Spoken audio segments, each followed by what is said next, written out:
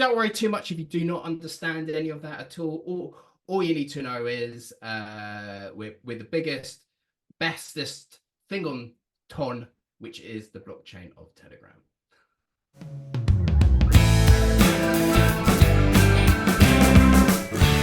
Welcome to the latest episode of FUMO, Future of Money. Gaurav Dhar, Ronit Ghosh, your co-hosts. This episode is brought to you as ever by CFD and our partners, XVC Tech, our sponsors, and the MENA FinTech Association. Gaurav, we've got a super cool guest today. Who's that? Some guy who claims to be outside London. When's he joining? I don't know. I'm hoping he's going to pop up on screen very soon. I know, I'm hoping to as well. Okay. Lunch break. I'm like, save me from this. Last second call. Can you get on? No. Thank you very much. I've got to say, like, Ronit, your voice, you should be doing audiobooks. Did you do your audiobook, by the way? He's going to. Watch out. Why? Did I publish a book recently? I don't know. Actually, did you publish a book? I don't know. Nobody's heard of it. Nobody's heard of it. How many sentences can people go without you bringing it up? Listen, go like a full bring it up yet. 3 minutes in, and it's like, yeah, about money. It's a very good book. If you haven't read it, actually, I do read it, and it really works very well as a doorstop. Honestly, it works. Excellent. Those doors do not shut with it. It is brilliant. It really is. Like, this is the best way to open up a podcast with complete regret, universally on all sides. Choice of guest, choice of host. If you're in the audience and you're still listening, either on YouTube or on podcast channels, this is indeed the FUMO podcast. We have a special guest, Martin from Norwich. And Martin's going to be telling us all about the world of blockchain and crypto, why he got involved, why you should take it seriously, why it's more than just a meme, though memes are important, and also what exactly the future of tokens and super apps and lots of exciting other things. We're going to have another wonderful conversation with Gaurav for the next 45 minutes, but enough from me. Martin, introduce yourself. Yeah, thank you so much. Honestly, as soon as you asked me to be honest, I cancelled my whole calendar, my diary, shut the whole day off to prepare for this. I'm Martin Massa. I'm Chief Business Development Officer at STON.Fi. STON.Fi is the largest DEX on Ton. Ton is the blockchain behind Telegram. So if you're on Telegram, you should be able to integrate. You've got your own wallet. You can integrate all apps within that, and we'll talk about it being a super app. We're the largest DEX. So DEX is, if you're very, very, very TradFi and you have no idea what a DEX is, I would say it's like a bureau de change. That's what I always say. Nice bureau de change of the internet money. Yes, exactly. You know, can really, really sound high class. Do you remember bureau de changes? It's you just call yourself the Travelex of DeFi. Do you know what? I'll take that. Oh, wow. You just got a moniker which can get you sued. Thank you. Yeah, actually, yeah. It's definitely nothing to do with that, okay? I want to visit America, okay? It's definitely none of that stuff. Gosh. We can... Hopefully you don't have many listeners at all. I hope it's just like Ronit's mum and his son. Yeah, basically. My mum. Garav's cousins. Yeah.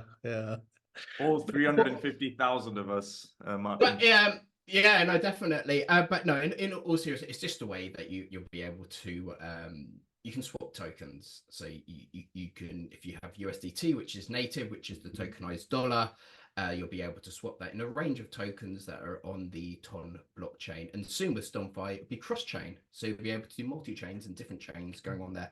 Don't worry too much if you do not understand any of that at all. All you need to know is we're the biggest, bestest thing on Ton, which is the blockchain of Telegram. Martin, you've thrown out a lot of terms there. I know. I was like, do you know what? When you're in crypto, so many things are just like second nature. And I actually think this is the bad thing about crypto, the crypto UX, of just like some strange terminologies like NFTs. I don't know why that stuck. Just call them digital collectibles. You know, like you just throw people out there and then everyone has these. It's so much easier when you say, oh, do you want a digital collectible than an NFT? NFT, everyone just sort of thinks, oh, it's a scam or it's a money grab. Digital collectibles, you know, you've got everyone who knows, like, do you want a digital collectible of this event, rather than what's the proof of attendance? I forgot what the terminology is, but it's like, do you want a pop or something like that? And I was like, what? It's like proof of attendance. Oh, okay, yeah, okay. So we use too many terms, and I think, you know, even like LP, you know, like liquidity providing, too difficult terms, honestly. Don't put me on the spot and ask me for better terms to talk. I know you're on it, you know, honestly. You've already He getting me came in trouble as it prepared. He is. came prepared. I He know, came I prepared. know, I There know. might. So let's talk about how you got into the world of crypto. Yeah. And tell us about when you first got involved in crypto. What did your mum say? What did my mum say? I don't know what she's. Do you know what? I got involved in 2012, like really, like Does she know you're yeah, like involved? Does she know you're her. involved? It's been Well, 12 do years. you know what? It's In something theory, that- it was through her because I'm like, Hang we on, hang need on, to hang on. get to. You got involved in crypto in 2012 through your mum. Well, it's a very, very tenuous link. Okay, so Okay, let's go for it. my mum made me support Sheffield Wednesday. You know, when you're a kid, it's like, who do you support? Sheffield Wednesday, and crazy. You know, someone put on a forum. I didn't know we had a celebrity fan, and this guy was called Max Kaiser. I don't know if you're familiar with Max Kaiser, big Bitcoin advocate. He had a TV show, and I was only watching it because I thought, oh, he's going to talk about Sheffield Wednesday. He had a Sheffield Wednesday tie, and he spoke about Bitcoin. And honestly, I'd never heard of it before back in 2012. And do you know what? I think a year before that, he was just giving away Bitcoins. You know, like Yeah. sending me address, give away. This was like such a different time, and then trying to get Bitcoin took me like a week, and I'd taken a year off, you know, to travel and, you know, find yourself and come up with that, you know, like your life's goal, which never happened. And so I had a week. Had time off. And I spent about a week. How on earth do I get this Bitcoin? You know, and it was really difficult. You know, I'm reading forums. So, oh, I would have put in like 20 grand if I knew about Bitcoin, and or I would have put that in, but it was so difficult to get Bitcoin. It was so difficult to get. There wasn't Coinbase or any of this stuff easy. I don't even know if it was around then, but it was definitely never easy to do. And I do not do this at home. Definitely do not try this at home. I went on some Bitcoin Talk forum, and I said, oh, I really want to get some Bitcoin. Anyone can do it. And they said, oh, I'll give you some Bitcoin, and it's like $200. Here's my bank account detail. I sent it. Bitcoin doubled in price, and the guy was like saying, oh, look, I received your money. You know, when Bitcoin was like $100, now it's 200. I'm going to give you it because we agreed at $100, and it was like a few Bitcoin, and then start downloading the wallet, playing around, and then you manage to find other not so good Bitcoins, other altcoins as they're called, and I managed to lose most of the Bitcoin. I should have just stopped that day. You know, like when I got my Bitcoin off that random guy, should have just stopped there and done that. But yeah, so you get involved, and then I think Bitcoin breathes. So like I think if it was like a normal asset that just either slowly went up or slowly, people wouldn't get involved. It's this sort of mania, this excitement that gets people in, get people building.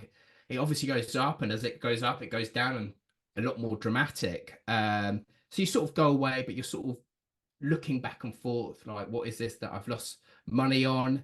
And then 15, 16 came, is sort of in the background, and then you sort of get more involved, and then you start and this is the best thing about crypto. I can't think of any other industry that, you know, you sort of get involved in that project or the coin, and you could get a job there, or you could get paid, you know, like I was like, because, and I think, you know, I know you might ask me one of these questions going forward, but like, this is the advice that I tell a lot of people in Web3. It's like, everyone's got their own skill set. You don't have to be a developer to get into crypto. You know, there's so many other ways. If you're great at UX or copy or so marketing, like nearly everyone has a skill that you can transfer to crypto and work. And this is how I did. So I was like going to these projects that maybe I had a little bit of interest in. And then, oh, do you want to do some UX? Because I was doing UX at the time. Oh, do you want to do this? Or do you want to do some design? Or do you want to do some, you know, analyst work? So you start knowing people in the scene, and yeah, getting experience moving forward. I can't think. You imagine like being a big fan of like HSBC or Santander, and then getting a job there straight away within like a couple of days. It doesn't happen. So this is the cool thing about crypto. So, you know, there's a lot of negative stuff, and, you know, we only hear the negative stuff because that's obviously the things that gets people, you know, centralized, and yeah, there's a lot that goes on, but there's a lot of good stuff, you know, and like nearly anyone can get involved. I don't see how anyone can't get involved, you know. Just start working. You don't have to be a millionaire overnight. You can just start. Again, everyone's got their skill set, you know. Ron, you could be a video narrator if this stuff never goes out for you. Imagine the voice there, you know, like doing all the video there. So yeah, you know, that's how it, and then you get known in the scene, and then you know, I was so lucky. Ton and Top Labs in particular asked me to join, to look out for STON.Fi role, and yeah, like it was the first time, like I really like, this is my first full 100% crypto job, you know, and I don't regret this at all for a second, and you know, I'm really happy. So you said you're in your first full-time crypto job now. You've done Yeah. a bunch of things in crypto over 10 years, but this is the first time, or 12 Yeah, years. this is so let me just say, first time in a crypto only focus, because obviously I've worked in consultancies that worked in crypto, and you know, doing a lot of work in that as well.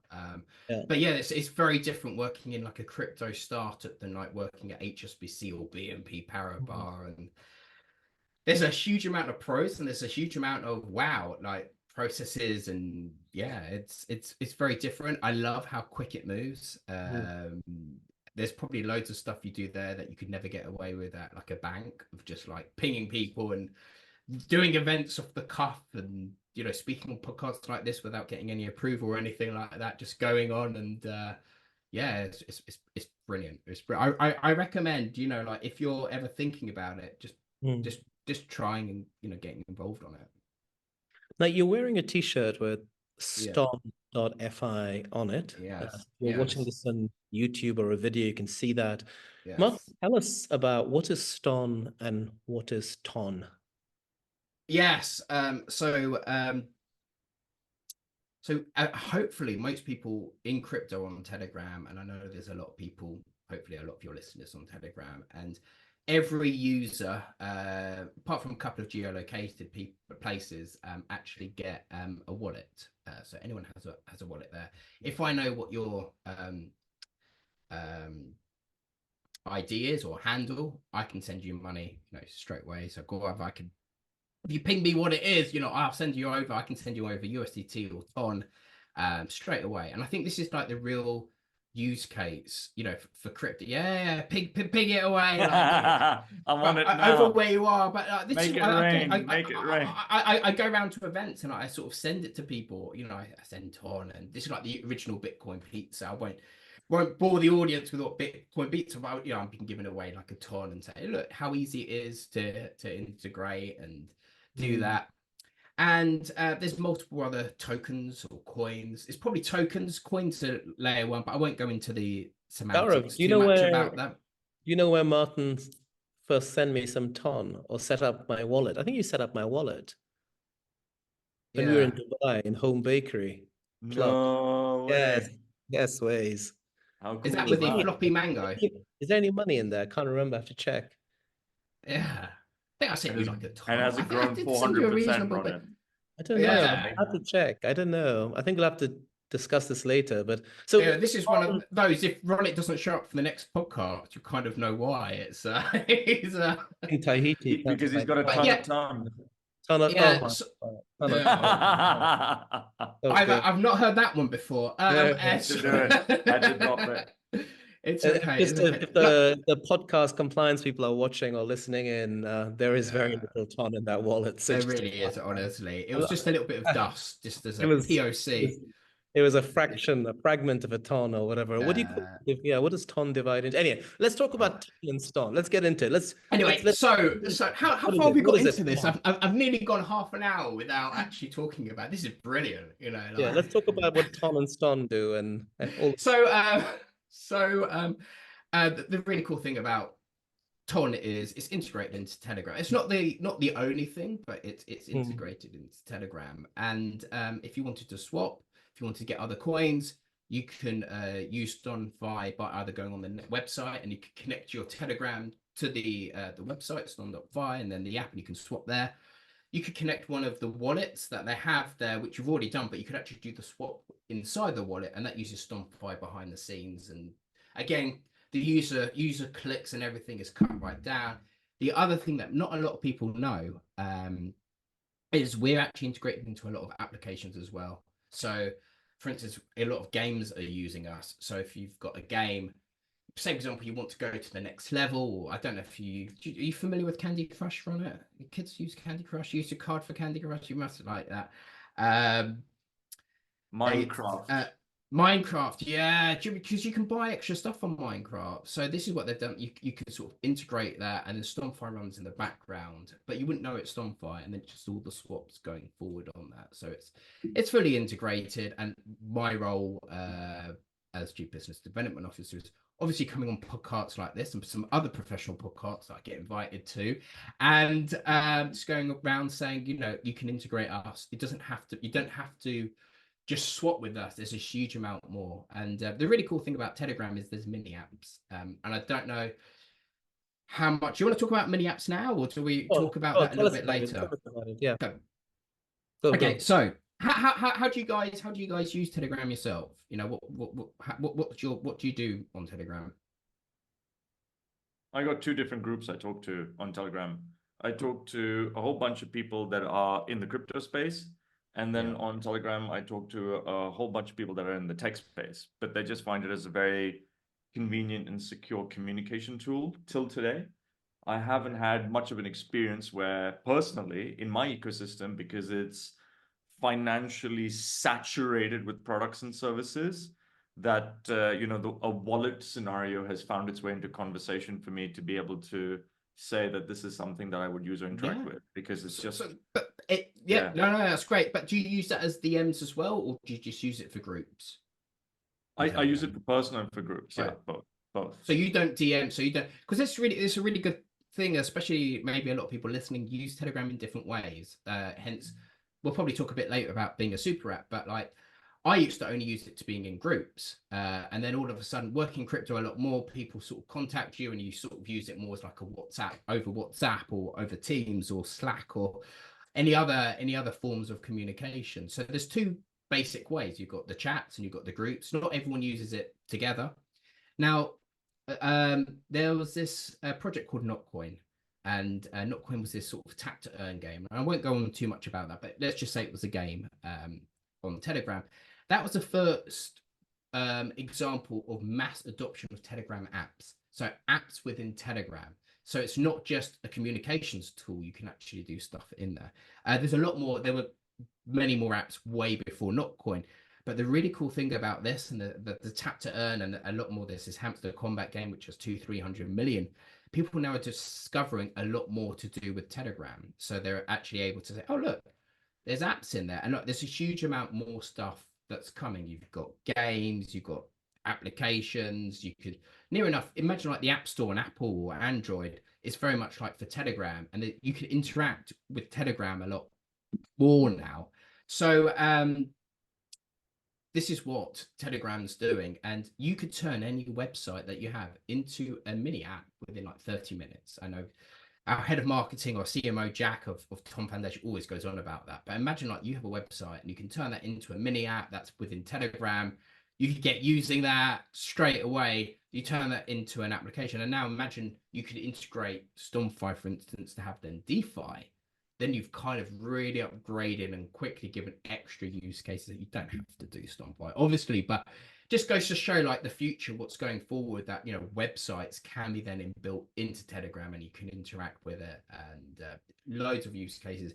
There's some really cool, like sort of like mini Netflixes that are coming. So you're going to be able to like watch like 1-minute films on Telegram. Really love this idea.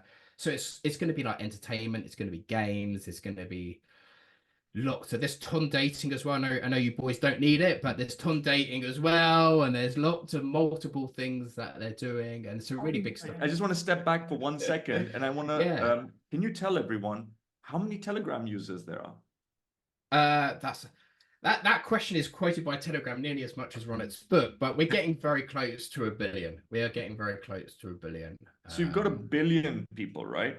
And if you try and say billion people, and then you got duplicates, you've got people who have got 3 or 4 phones, you've got three Yeah, people yeah. using the phones for different reasons, right? And then Hmm. you've got, let's just say different geographical, but how many out of those billion are very active users? Active on Telegram or active on Ton? Because again, Both. we Tell need us to sort both. of We'd love to separate. learn. So probably Ton would get, well, look, if you look at, again, Hamster Combat, it's, like one of the things that just sort of came, they say 300 million. I think active users, we're looking at like sometimes on Telegram, like 200 million of just sort of usage on that. These numbers change all the time. Sometimes I go on a podcast and I haven't looked for like a week or two and I'm like, wow, it's changed. Ton itself, anything between like we've just broken 2 million unique users that of some sort of action, not just like some dust or some random stuff. It's very, I won't lie, it's very difficult to know like how unique they are, but it is a Sure. unique wallet out there. It's spread geographically as well, and we can't, it's decentralized, so you can't fully know exactly a lot, but you can sort of either, if the wallet is from a Telegram number or an IP, certain ways where they've interacted with our website, we can sort of see it is all around the world, from Africa to Asia to Europe. Really big users out there. And then So for the the size of the whole group, it's still early days relatively. There's a it is lot of really room for growth and expansion here for Ton within huge. that group then. Like it's huge amount. This is huge, and I think the key thing is, and this is why I think Ton is very different to any other blockchain. I don't work for Ton, just as like this is why I get so excited. Is you've got all of these blockchains that are sort of got 1-2 million users active or sort of using it, and then Ton have all these users sort of on Telegram, but then it's got hundreds of million of other users that can come in, and something like a NotCoin campaign where users actually were able to tap and then they were given coins, and then all they needed to do is sort of go in and claim with their Telegram wallet. That was 35 million users. I think like, oh, I don't know. This is why probably like 20 to 30 million people claim that. That's got them into the ecosystem, but the potential is huge amount more. Something like USDT, which is a tokenized dollar, I could send that to you guys on your Telegram wallet for free. It's gasless, which is like a bit of a game changer. But that's the first real use case of Okay. USDT. So two questions to try and draw things into focus a little bit Yeah. on the macro side from my perspective is you talk about the wallet on one side and you talk about an app store effectively or super app store. An app store, sorry, not a super app, an app store on one side. And when I look at these two things, and for our listeners out there to sort of picture existing ecosystems and see what you're trying to build or map what you're trying to build, you've got, say, Starbucks on one side, right, which makes more money from its wallet upfront in money annually than anyone else. And Apple wants to get in on that game as well. And then you've got Apple on its app store, which is trying to make money. So what are you trying to achieve with the ecosystem you're trying to build? Because are you trying to build a super app, an app store ecosystem, or are you trying to build a wallet ecosystem where people are holding and connecting different wallets and different ecosystems together to transact through that app store into your system? Is it 2 in 1? Is it one or the other?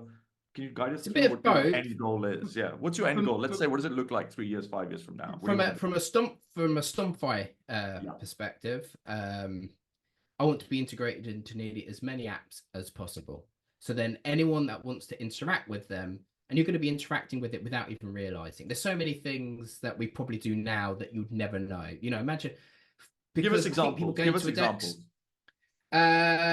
Okay, I'm gonna just come up with something that's not going to happen. Just applying this. Let's say Uber wanted to come to Telegram. It's a ride-sharing app on Telegram. Instead of loading it up, you're in there, and then instead of paying in the dollars, you can pay with whatever crypto you want, and it's like just pay whatever crypto, and there'll be like a conversion in the background that'll be going through STON.Fi. The user wouldn't know, but again, probably very very similar to like how Revolut and many other places do in the background as well, where you don't really know, you just pay for something. So when I go in, I've got pounds in my Revolut wallet.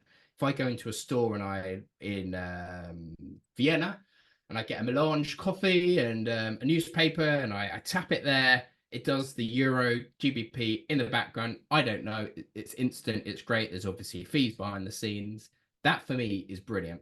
I want to have as many different apps out there because I really feel like there's so much potential of Telegram. You've got the user base, and there's so much thing that's being built in it. That for me is the ideal scenario. For Ton itself, I think it's very similar, just having as many applications building and using its blockchain. But the reach of it is the distribution is the opportunity of distribution is more than it's ever been. And I remember Ronit did the talk at what's a Global Money Symposium, sorry, was it a year and a half ago now? And maybe a year and about 14 months ago. And he was like, ChatGPT moment, you know, is crypto going to have a ChatGPT moment? And he definitely said it wasn't. I think it might be. I think with Telegram being there, with this hamster combat, or with these apps showing people, wow, you can integrate loads and loads and loads of people, applications, and users. I'll tell you what. I think let's put a pin on the political part because it's a bit dicey. But the notion is very well captured. Yeah, Let's put that on one definitely. side. But the cousin or the brother or the uncle or whatever that other lingering person that's super closely connected to the political side is the regulator side, right? Yes. And even if in a political scenario, let's take a utopian scenario where politics aside, everything is hunky-dory. Even then, the pace of adoption from a regulator perspective, setting up an ecosystem, taking things forward from a consumer and a business perspective for adopting limits, regulations, deposits, pieces, traceability, all these things that are there will still take massive amounts of time. And we've had that before crypto came in with, technology and money movements as we have it for today. It can happen faster, but what do you think in a utopian scenario you'll have adoption of technology for your wallet and for this app? I think, that'd be great. And sometimes we talk in crypto that regulation's bad, and any regulation is bad. And it'll like the increase original adoption. look, it's really funny. Like a lot of these anti-regulations, as soon as like regulating people, and you see and then they get their wallet stolen. They're like, oh, I want to go up to the centralized exchange. Do you know who's taking this? Like, oh, hang on a sec. So like, now we love the regulator. Like, oh, we've got the police involved, we've got the authorities involved. I was only mentioning the political stuff because things can change, but there's a very fine line of like what is the utopia, regulation, crypto adoption, the crypto original ideal. Again, like that's changed so much. Like what people, I remember when I was in Bitcoin, right at the start, it was like sort of this anti-government, and now everyone's cheering when the governments are getting involved and buying. So, well, hang on a second, like this is so far away, from that. Personally, it'd be great to get people with adoption. There's a lot of stuff that is already geo-blocked. There's a lot of stuff that I, as a UK user, I can't access because it's IP blocked. I won't go on the type of stuff, but you can sort of imagine, and it's a pain. And I think you start seeing like country arbitrage as well. So you see obviously in Dubai, there's a lot of people that sort of moved over to Dubai just because there's a lot more. You can help me out here, a bit more freedom. Exactly. And like I think as you've seen in other countries, people that have sort of done stuff, it's sort of then they get attacked, or if they work with the regulators, it's seen that their hands are tied a lot more. Whereas other places, if you have a little bit more of an open mind, you can actually work and then get things moving so much quicker. Thanks a lot, Martin. Ronit, back to you, brother. I think this is a hyper interesting conversation so far. Thank you, Gaurav. Just to wrap up, Martin, maybe let's zoom out to a few big picture questions about what's happening in the industry right now, in the crypto ecosystem, crypto world. And again, as Gaurav said, without getting too much into party politics, let's talk a little bit about, the last 3-4 years in the US, and maybe even before that, but particularly the last few years, the US has, at an administration level, been crypto skeptical, to put it politely. What's changing there? I guess it's not just about, former President Trump speaking at the Bitcoin conference, right? There seems to be an underlying shift going on here with I think Pete I Harris as think well as Team Trump. Maybe a little bit, I think obviously people traditionally in crypto are younger and more loud, and there's some major players and MicroStrategy. I'm pretty sure, Michael Saylor's in a few people's ears, and, probably higher up that we know and it make obvious.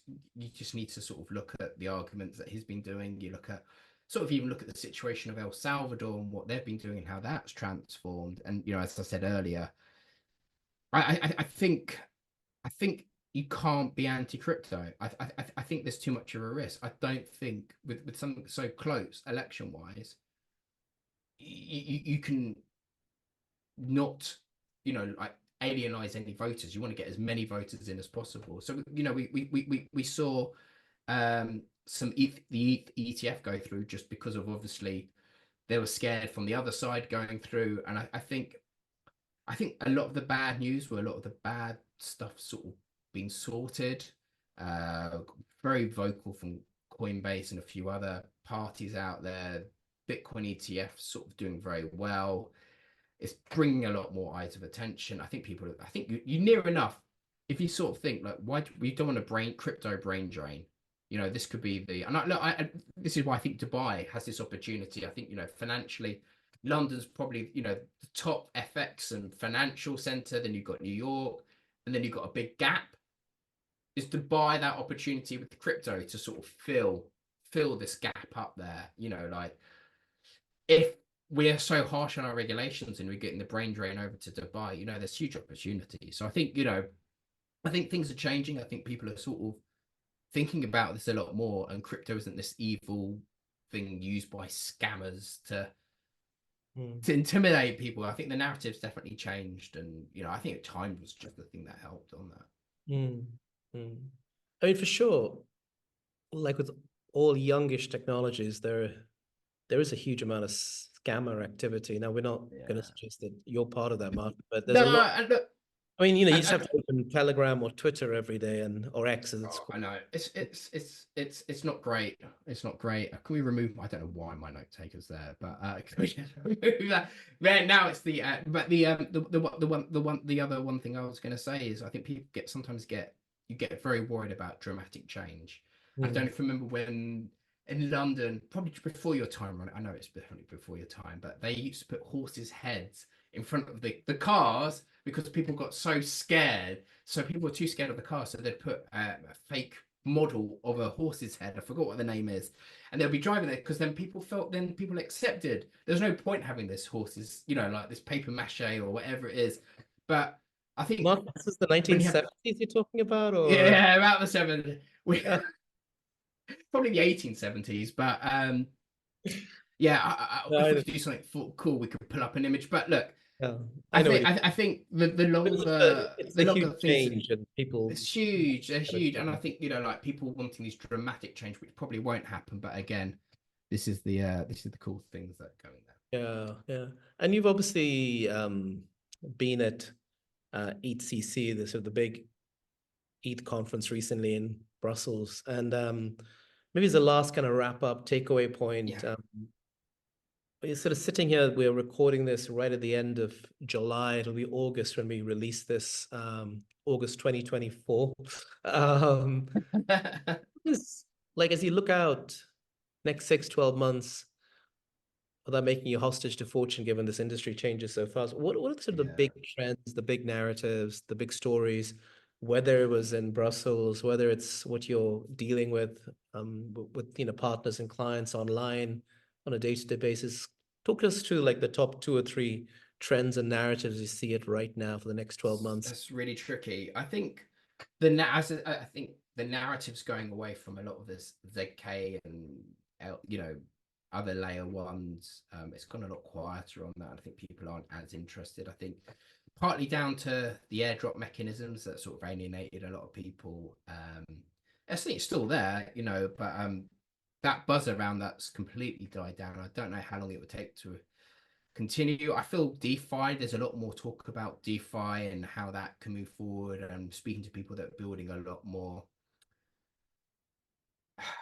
advanced DeFi solutions, and some of them are aimed at retail as well.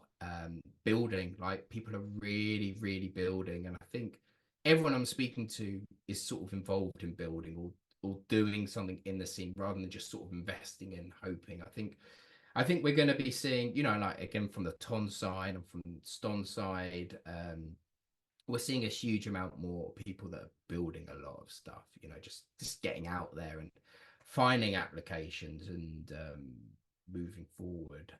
It's a very on the fence answer, to be honest. You know, there's many other words, you know, like talk about deepin, which, you know, is you know, just Google deepin and read up about that. You know, that keeps getting mentioned a lot, and AI within crypto as well. There's some really cool stuff that's going there. So yeah, there's multiple stuff, and people are integrating multiple of these buzzwords within the product, which looks really cool, to be honest. You know, some of the AI stuff that I've been working with as well, I've been seeing, it looks really fun. It's just an exciting time to get in. As I said at the start, the risk is so minute compared to where it was like 5 years ago or 10, but definitely 10 years ago. The reward still, there's a huge amount of people that aren't involved but still know about it. So I'm as excited about this as your sequel to your book. Already happening, Ronit? I didn't even know. This is breaking news. It is breaking news, yes. There's a sequel, is there? Okay, good to know. Martin, if there's if by some shock people want to follow up after this, I don't think that. I think it's only going to be your mum. They want to Your follow up with you. What's the best way to follow up with you? It's you can obviously contact me on X now, which was formerly Twitter, and that's Martin at Ston. That's my name, Martin at STON, one word. It's Mass on Telegram as well, and LinkedIn. Just Google Martin Massa. I try to do enough stuff on LinkedIn that is entertaining. You know, feel free to follow me any of those ways. If not, just get in touch with Ronit and he'll pass the details on. He'll be like my secretary, my PA. Excellent. Thank you so much, Martin, for joining us. Thank you. It's been a pleasure, honestly. I think you've just. And can I just say, you know, the chances of being in the sequel, being featured in the sequel. I was going to say, do you know what? Like, I don't feel I'm working because I'm enjoying it so much, and just chatting for the hour, it's been brilliant, and you know, it's amazing, and I love what you guys are doing, and it's been an absolute honor to be on this. So thank you so much. Thanks for joining us, Martin. Thank you, Martin, and see you soon, hopefully in person. It's great to meet the titans of podcasting. Thank you so much for that. Have a lovely evening and good night. Cheers, guys. Good night. Over and out.